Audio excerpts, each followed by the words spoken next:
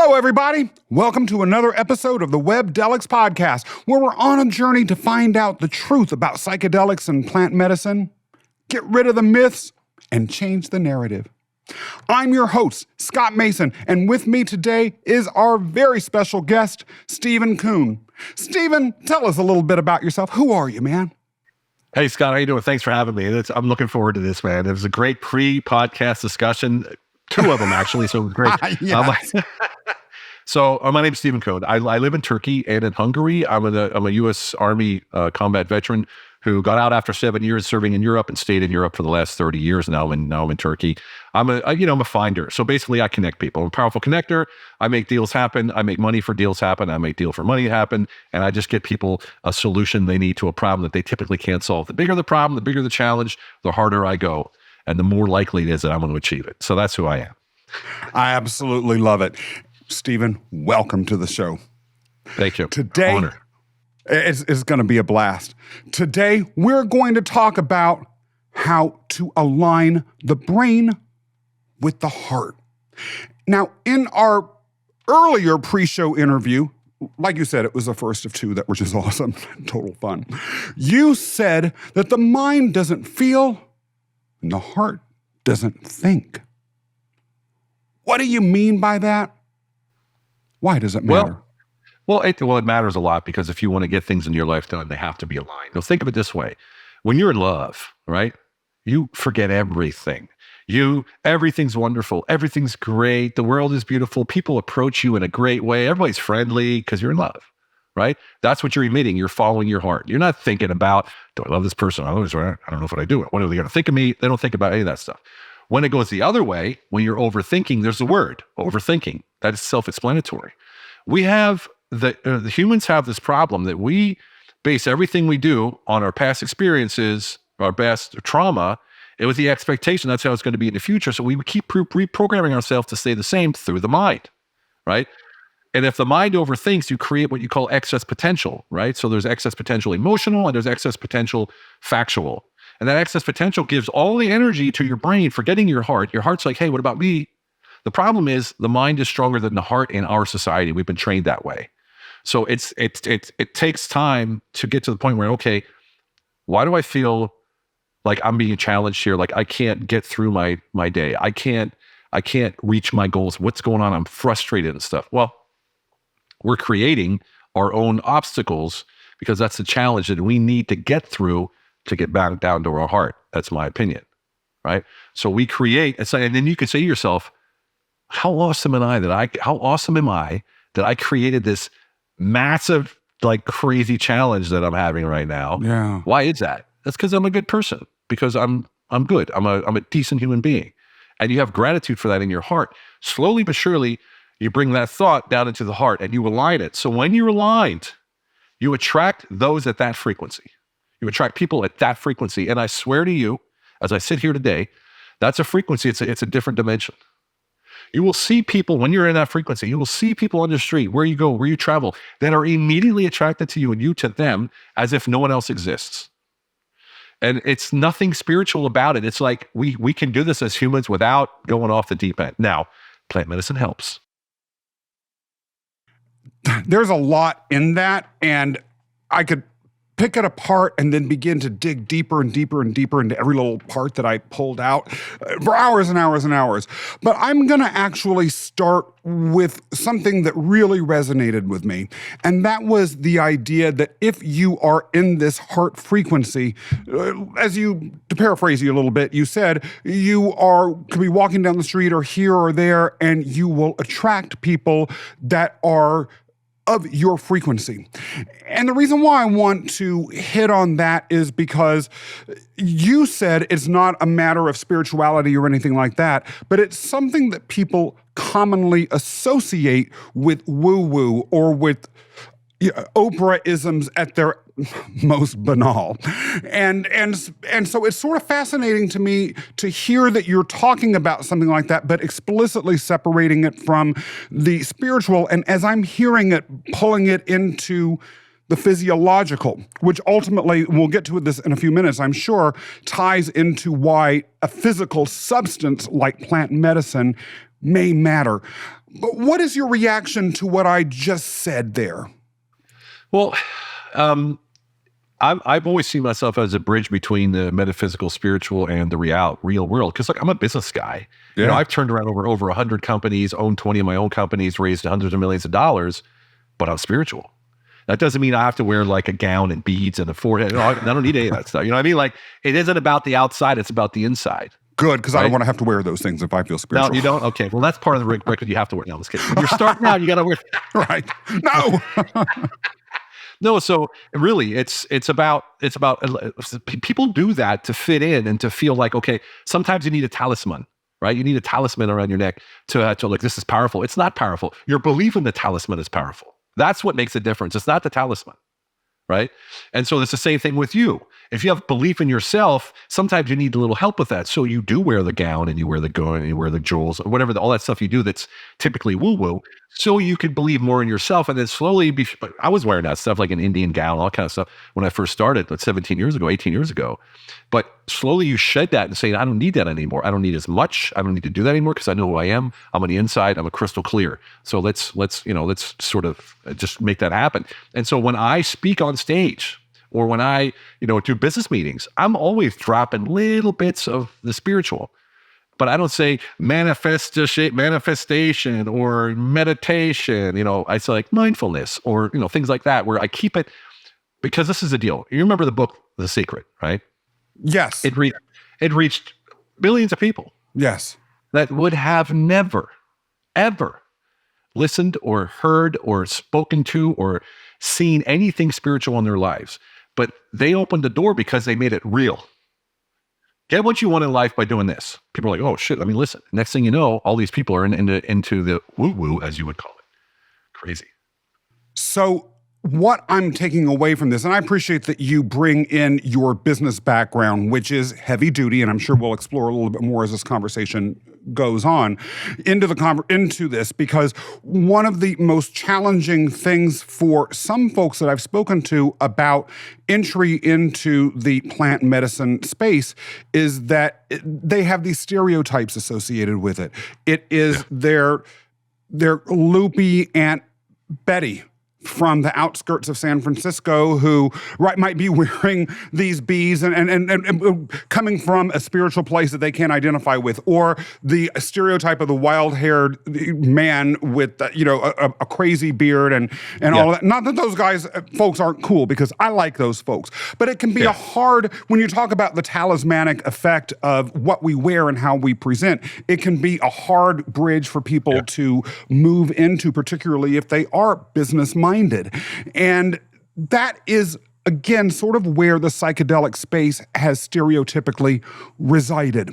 And so when you're talking then about bringing heart into a business space and aligning that with the mind, how exactly, you talked about seeding it a little bit, but how do you feel that moves into and becomes relevant to exploring psychedelics as a modality for changing how you operate as a business person?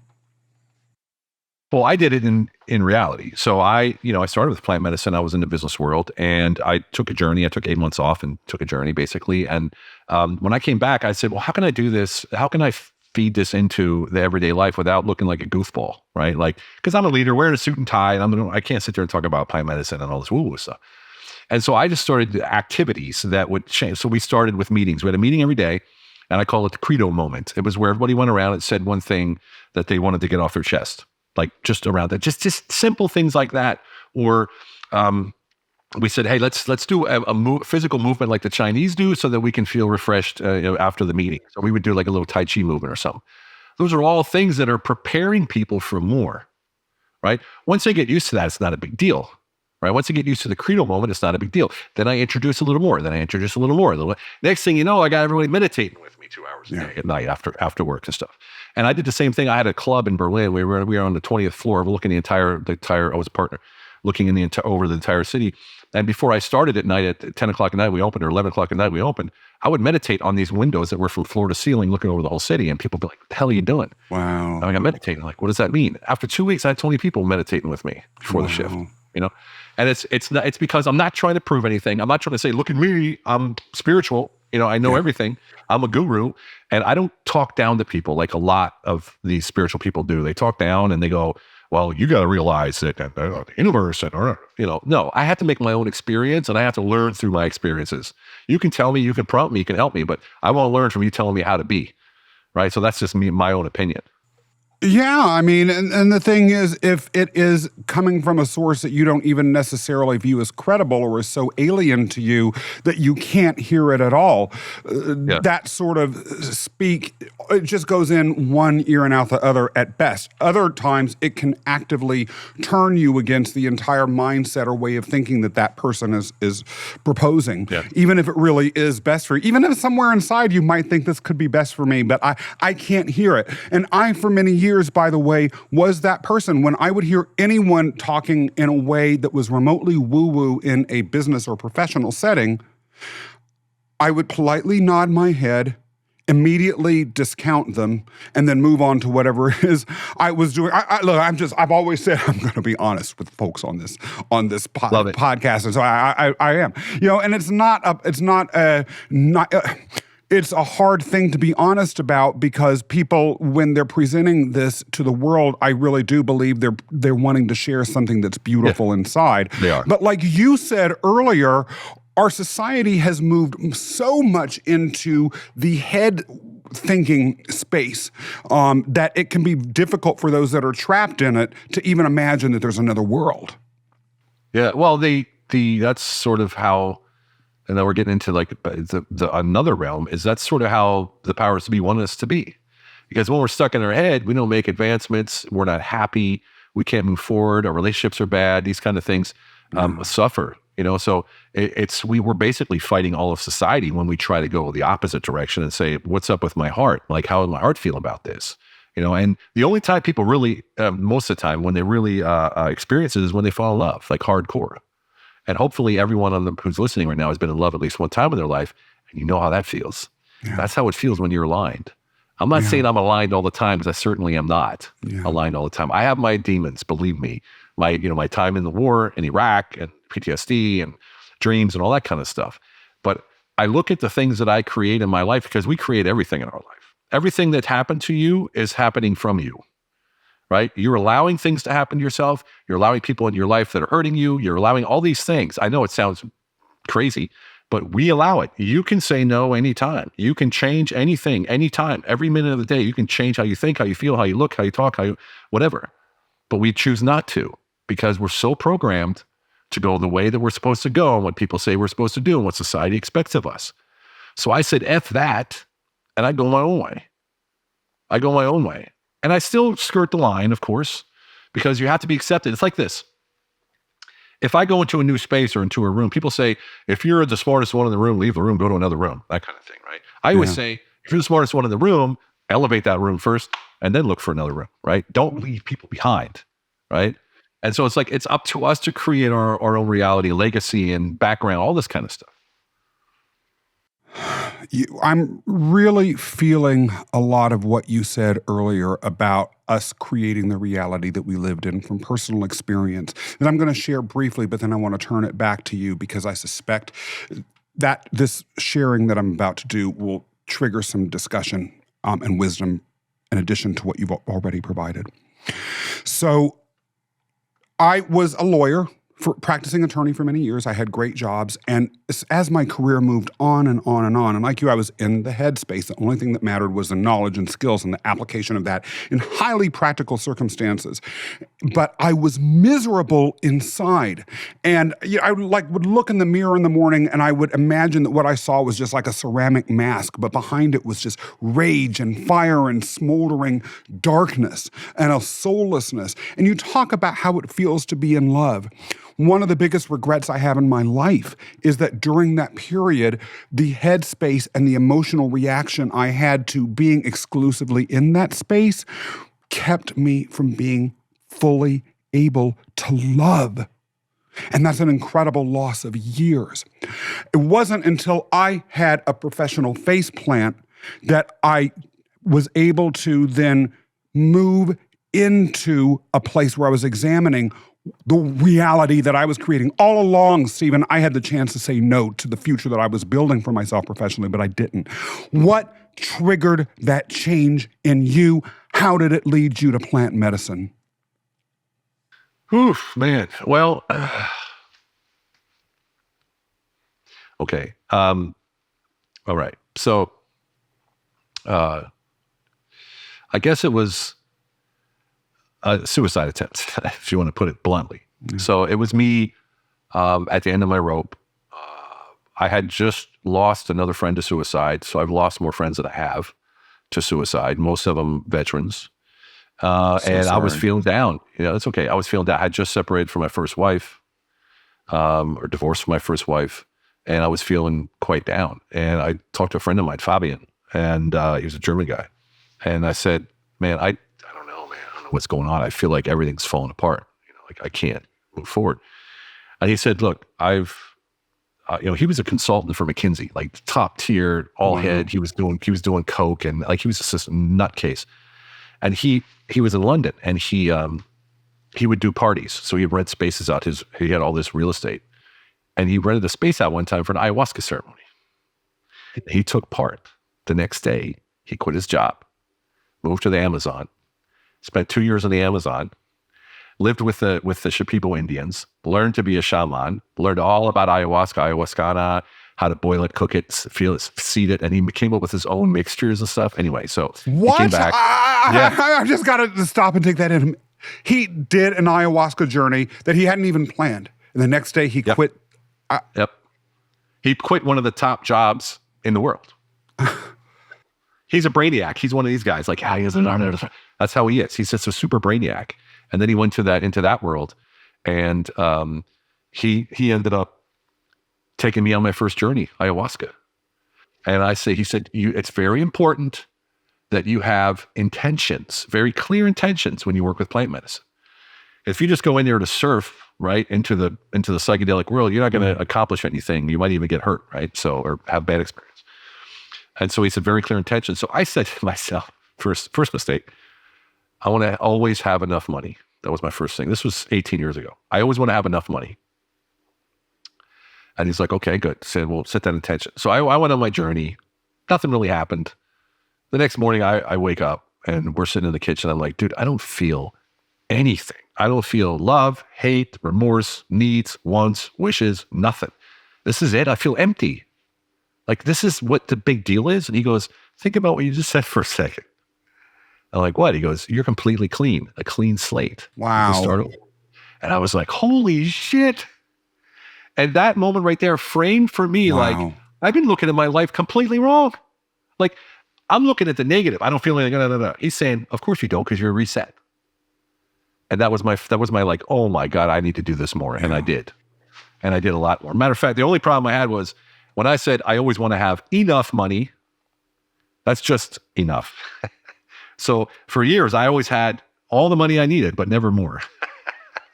Like I would need $20,000 tomorrow and it would come, but no more. It wouldn't be 20,001. So you got to be very careful with the intentions when you're working with plant medicine. Yeah, I'm sort of reminded of these ancient stories about being careful what you ask for the genie when you rub that, exactly. Lantern a few times. Exactly. Well, it's exactly the same. But then I graduated after, I think I did 6 years only of exclusively ayahuasca. And then I wanted to go to Peru. I did on one journey, 10 days in Peru. I did ayahuasca, ibogaine, and San Pedro, and then combo as well, the frog. And San Pedro is what became my guide, right? He became my guide. This medicine, this plant medicine, San Pedro, is the masculine. Ayahuasca is the feminine. Ayahuasca is the holistic. So you do in the evening, at night, you do the ayahuasca, which is holistic, dreams and visions and plans and all this kind of stuff. And then San Pedro is the active solution. So like it's male and female. Female is holistic, male is action oriented. So the San Pedro is actually, I literally sit with a pen and paper and just write all I'm getting downloaded when I'm on San Pedro, the name of my book, the name of my company, how I'm going to do business, who I'm going to do business with, what's, new downloads of new concepts of businesses that I never dreamt of in my life all come through San Pedro. Now, there are a couple of interesting things in this. First of all, we've talked a lot about ayahuasca and psilocybin and some of the other more high-profile plant medicines during the course of this season so far. We haven't really touched on San Pedro, nor have we discussed gender bifurcation of specific medicines. Although, if one listens to the earlier episodes of this podcast, you will notice that when people refer to ayahuasca, they do refer to it in the feminine. So let's start with, and I hate to ask compound questions because it can confuse everything, but I kind of have to in this case. Let's talk a little bit about what you mean when you say masculine and feminine, and then also explain to us a little bit more about what San Pedro is, because many of the listeners of yours won't be familiar with it. Sure. Well, think of masculine and feminine as this. Humans are masculine and feminine. Plants are masculine and feminine. Animals are masculine and feminine. That's two energies, right? And if you have the balance of the masculine and feminine, or I'll say integration more than balance, you have that special the ability to have more feminine at one time, which is more creative. It's just like when a man and a woman, like a woman's like, I need to talk. I have a feeling. And the guy's like, what is it? Let me fix it. I'll fix it right now. And she's like, no, I just want to talk. He's like, no, but what is it? I want to fix it.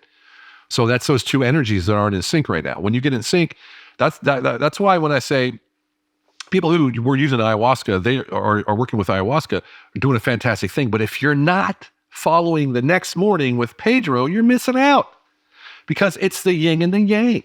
It's the masculine and feminine, the left and the right, the top and the bottom. It really makes a difference. I can tell you, it takes all those dreams and visions and ideas that you have on ayahuasca, and it makes them real and gives you direct and like obvious steps. I mean, my whole book was written like this. But everything I do is from San Pedro. And I have to tell you, we invite leaders down there every year. We go on a journey every year. This year it's in August. And I'm talking like retired generals for the military. I'm talking business leaders, like people. These aren't hippies. These are people that need to have a breakthrough. Yeah. And they've been in their head too long, and they're very successful, but they can't get further because they're not here. They're not here.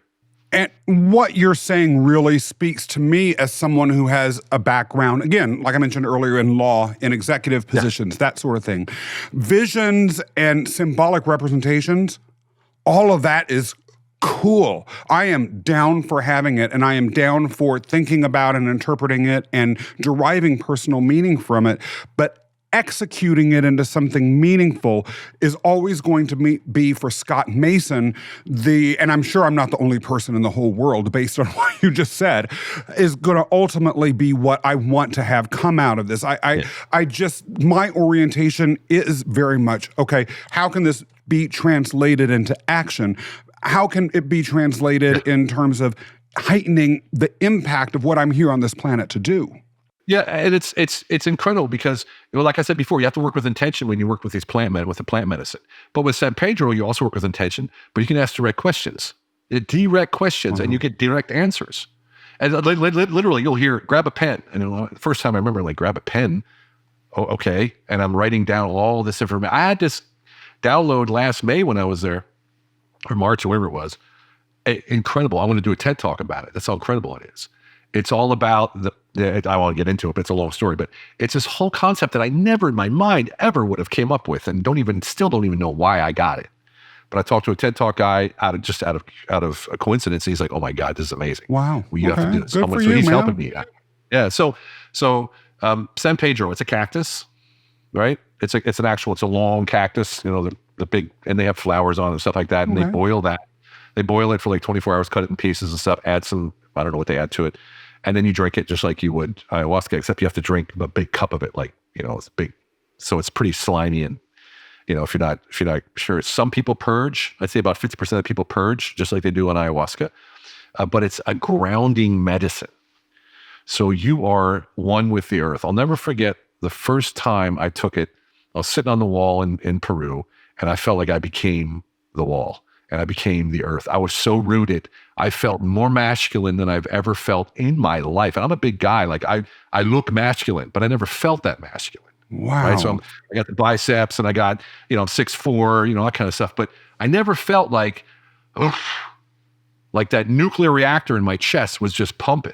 And when I took it for the first time, it connected me to something larger, something bigger that made me completely fall humbly and say, I surrender.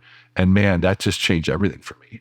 I cannot suggest high enough to work with San Pedro after an ayahuasca session on the next morning.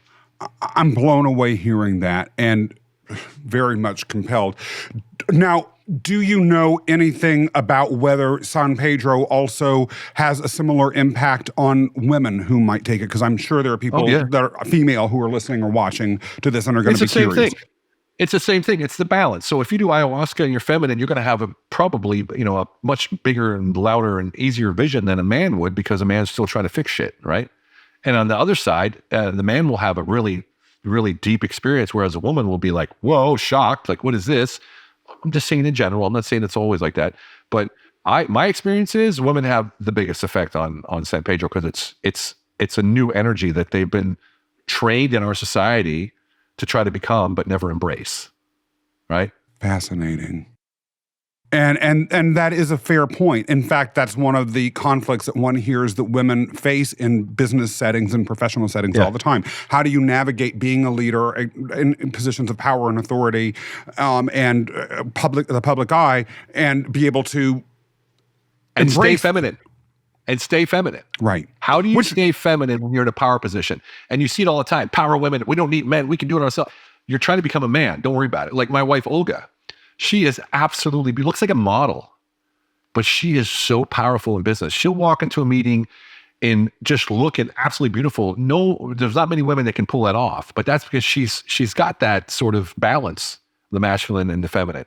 She's not scared to go in there, showing who she is, but has embraced the masculine problem solving and action oriented mindset without sacrificing herself as a woman or as a feminine woman. Right. It's so powerful. And I have to say feminine and masculine too. You will not, and this is my truth, you will never become the most masculine man you've ever been if you don't have a feminine woman beside you, and vice versa. The feminine really comes out in a woman when there's a masculine man beside her, and vice versa. It's incredible. It's incredible. And I do feel the need to say this, and I'm speaking only for myself. I'm not saying, nor do I think that anyone here is saying that there is a certain way that a man or a woman should be in a professional setting, that is highly individuated. So I do want clarity around that. But what you're talking about are individual, as I understand it, individual experiences and how people that we are involved with may experience and how this may transform them in their life. It's an energy, not a gender, just so we're clear. It's an energy, not a gender. I'm not saying masculine, feminine, male, female. I'm saying masculine, feminine energy. And like I said, plants have it, animals have it. There's a plant, male and female. And that's a powerful thing to say, because those words are so loaded and actually tied to the physicality as opposed to purely being viewed in their energetic forms, that there can be confusion about that. So thank you for taking the time to clarify that. Yeah, for sure. Now, how do you... how has the changes that you have been through impacted your life going forward? And what might that look like for folks that are thinking about going on these sort of journeys themselves? Yeah. Well, it's a breakthrough, right? You're going to have a breakthrough whether you want it or not. If you work with a plant medicine, first of all, you got to be called. Like if you're scared to do it, don't do it. If you have to think about it, don't do it. It will call you. When the time comes, you'll know, right? Sometimes it takes you listening to a podcast, say, I actually want to do that. Right. And once you do it one time, some people, like I have Sarah, one of the partners from Australia, she came in March and she goes, that was amazing. I'll never do it again. Like, she's like, I've experienced what I experienced. I'll never do it again. That's her decision right then. Oh no, it's a couple of years later, they usually come back around again. Right. Because it gives you so much information sometimes and opens you up to so many possibilities. You need a couple of years to process that and work through it. It's the integration is more important than anything. The integration is more important than the journey. What did I learn? How am I supposed to set forward on this? How can I stay true to who I really am, that I learned who I really was during the journey, yada, yada, yada, like all these things. So it's the integration. You also, though, indirectly raise a question that we haven't hit head on in this podcast, and this is as good of an opportunity as any to talk about it, which is the fear that some folks might have listening to or watching these episodes and taking in what the guests have said, which is that the life that they're living now, they may want a breakthrough, or they may want to change, or they may feel on the edge in terms of their mental health, but they don't know that they're necessarily prepared to go all in and lead a completely different life, like the person who introduced you to plant medicine did. What would you say to someone who may be hearing this and saying, I'm afraid to do this because, I got a family, and I don't know that my family would be down with me just quitting my job and going to the Amazon and living in the forest for a couple of years. I got mouths to feed. Just keep it a real hand. Yeah.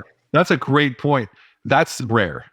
Most people don't go crazy like that. Some people are all in or all out. Just as how they are. But most everybody says that. I don't want to leave my husband, or I don't want to not love my wife anymore after these. So I'll say it's about the intention. You're not just going to have a wild journey of everything in your life that you're scared of. It's what's your intention when you go in there, and what are you going to focus on when you're on this journey? I remember one ayahuasca journey. It was in Peru. I was married at the time to another woman with my two kids. And I just said, I want to become the most amazing partner and father that I could ever be. And how do I do that? I need guidance for this ayahuasca. And boom, right in front of me appeared my wife and two kids, right? And I went out of my third eye, my spirit or whatever, went into my wife's body and looked at me. And I was like, holy shit, I'm big and daunting and deep voice and freaking scary. Then I went into my kids' spirits or bodies and saw myself through their eyes. Same thing, even bigger, even scarier, even daunting. Even though I was a nice guy, I'm just big and I'm scary looking. That changed the way I spoke and interacted with women and children in my life since then. So it's not always what you expect. I want clarity to be the best father, and you think, well, do this and do that. No, you're a daunting figure. Speak in that terms. Go with their level, get on your knee, talk to them face to face, that kind of stuff. It just really changed my whole paradigm, and it was so deep and so emotional that it wasn't just something that happened that I forgot about. It was it changed my DNA of how I act.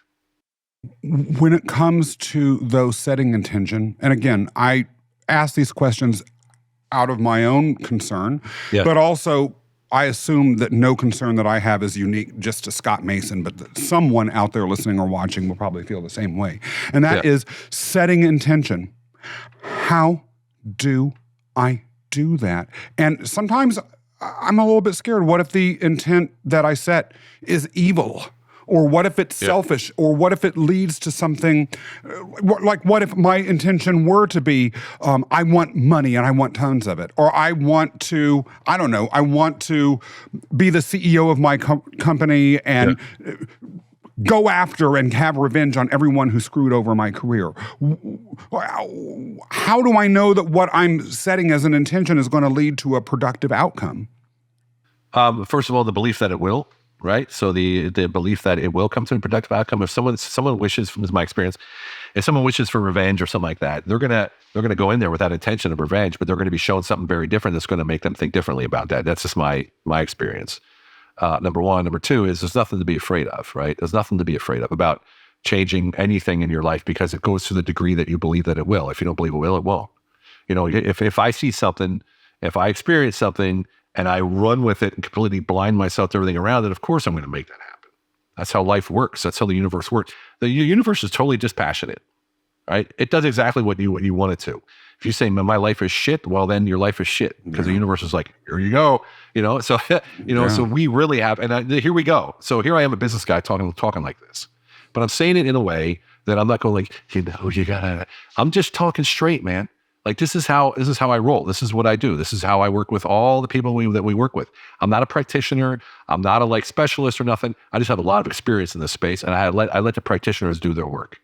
When we go to the journeys, I don't lead the journeys. We have ayahuascanas and Pedro specialists. We work with the Quechua tribe, which is the last descendants of the Incan Empire. We have our compound, which is directly at the Temple of the Moon, the 500-year-old temple.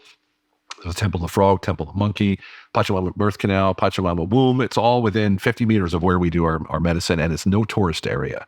It's literally ruins of the Incan Empire where no tourists are. And that's where we do all the medicine. So people show up there and automatically they're in a different space because of the feeling. You're 4,000 feet, 4,000 meters above sea level. So it's a little thin air. You have all this energy around you. And even if you don't believe in energy, and most of these people don't that show up, they're like, wow, this place is magical.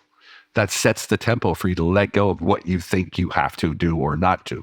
And you just be and allow and see, So if I'm someone, though, that can't afford to go on a trip like that, which, by the way, I need to set an intention right now to get myself to one of those spaces, because that sounds incredible. But let's say I don't have the money right now. What do you recommend in terms of ensuring that the space you walk into is one that is of equivalent support for setting an intention that will make the best of your experience? That's a great point, because there is a lot of what they call ayahuasca tourism now. Yeah, right? It's like a thing now. Yeah. It's like cool, and some people get hurt. Some people have bad experiences. Some people have really, really bad experiences. I would say check the practitioner out, how long they've been doing it, where have they been doing it, who they learned from, who was their teachers, who was their show, all that kind of stuff.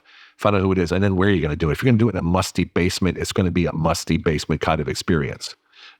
So, you know what I mean? Like, where are you going to do it? Do it in the garden, outside, in a ramuka or something like that, like where you have space to freedom. But we did, actually, Fabian, we did a ceremony in a basement with like 40 people. Worst journey I ever had. That's why I said that musty basement. Horrible. I felt trapped and blocked. And I was laying beside a woman who was doing it. And I had her feminine energy on me the whole time. I couldn't even focus. We were just too close. Well, so the whole thing about the musty basement, I have to laugh. Look, I live in New York City. I'm sure if I asked all my brothers from another mother that I'd meet on the street corner to find me a place to go, I could find a lot of musty basements here. Well, I have a buddy in New York that actually can facilitate all this stuff. But that being said, you have really said a lot here. One of the things, though, that I have come to a different understanding of is exactly what we said at the top of the hour, which is that the alignment of the mind to the heart can happen. It can have professional application by using careful and intentional combinations of plant medicine to not only have an experience that will lead you there, but to have some practical outcomes. And then that it is possible to, with thinking about it, careful attention to integration, as you mentioned earlier, and safety, goes without saying, have a place where us in our practical day-to-day work lives can change and get out of these horrible spaces that many people are caught, or maybe just not horrible, but maybe just blah. Yeah, and not happy or whatever. Look, what all this does, what you just said, was the composition of everything that happens when you go on these journeys, or can happen, but it gives you certainty in who you are. And certainty is what people buy into when they see you. They don't buy your service or your product or your whatever. They buy the certainty that you have and who you are and what you do. And that's what this does for you. It gives you that grounded feeling of, I know who I am. Like, I stand in front of, I don't care who I stand in front of, I'm me. I don't care. You can't change. I've worked for Mick Jagger, Olivia Newton-John, Andrea Bocelli, met presidents and leaders and kings and queens, and dated a duchess. And I was always me. And I could only be that way because I know me, because I asked about me. I try to align my mind and my heart, and it's hard. It's difficult. Sometimes it's real easy, and sometimes you get stuck in something because something changes abruptly. Like, I got a divorce. It was really difficult for me. Fetal position, 2 or 3 months on the ground, not wondering what was going on. Didn't want anything to do with anything, plant medicine or nothing. And until finally I pulled myself together, and it just gave me a whole new light again, and it gave me the power that I needed to attract a person at my frequency, and that's my wife, Olga. I'll say as my last word, and then I'm going to give you a last word, that if there is anything that I can take away from this outside of what I mentioned a few minutes ago, you are someone who knows yourself. You live yourself, and you have that certainty. I was impressed by that the first time I met you, and I cannot imagine a single person listening to this episode or watching this episode and coming away with anything other than that impression. And that's something I feel in the strongest terms possible, Steven Kuhn, we all deserve. If there's one takeaway that you would like to share with the audience as we wrap up for the day, what would that be? That would be, you do deserve it. And I'm glad you brought that up. We're all so deserving, and we're really good at making ourselves feel bad. Humans are great at saying, you loser, you screwed up again, or why can't you get this right? Why does this always happen to me? Well, it's happening to you because you're creating it. And if we just turn it a little bit and say, okay, this is all happening to me. I created it for what? Dude, I must be pretty powerful to be able to create this mess, right? I must be pretty amazing to create this mess. Have gratitude for it. I'm like, wow, I'm actually a really cool person. I'm really good at what I do. That just gives you a different vibration or frequency of how to look at something that's incredible, because incredible can be good or bad. Just make it good. That's true. Right? Gotta say. Yeah, incredibly horrible. Incredibly horrible. Yeah. Whatever. So that's what I would say. Number one. Number two is grab my book, Unleash Your Humble Alpha. There's a lot of stuff about the plant medicine in there, how we integrate it, and the certainty, and owning your presence in life, and how being present creates presence, and all this kind of stuff. It's really, really, and that all came from plant medicine, my friend. The whole entire book. So I think you guys would enjoy it. Anyone who wants to reach out to me, let me know. I'm on social media everywhere else. I'm sure in the notes you'll have my email, Steven at humblealpha.com. For those of you who are listening to this or watching, be sure to stay tuned for upcoming episodes. We're going to discuss everything from psychedelics as a leadership modality to psychedelics and yoga, psychedelics and aging, as well as psychedelics and taking your very first trip. It's all so exciting. I can barely even wait for these episodes to air and to hear what people think about them. In the meantime, if you've enjoyed today's episode and want to learn more, be sure to tell everyone that you know about what we're doing, first of all, but also subscribe to this podcast on your favorite audio platform or on YouTube, and leave us a 5-star review on your favorite audio platform or some positive remarks on YouTube. We love getting love from y'all. And then in the meantime, if you're looking for additional trusted and credible information about plant medicine and psychedelics, follow us on our various social media platforms: Instagram, TikTok, LinkedIn, Facebook, YouTube, as well as go to our website, webdelics.com. That's WEBDELICS.com, and read the articles we've got there, subscribe to our blog, but most importantly, come back again for the very next episode of the Webdelics Podcast.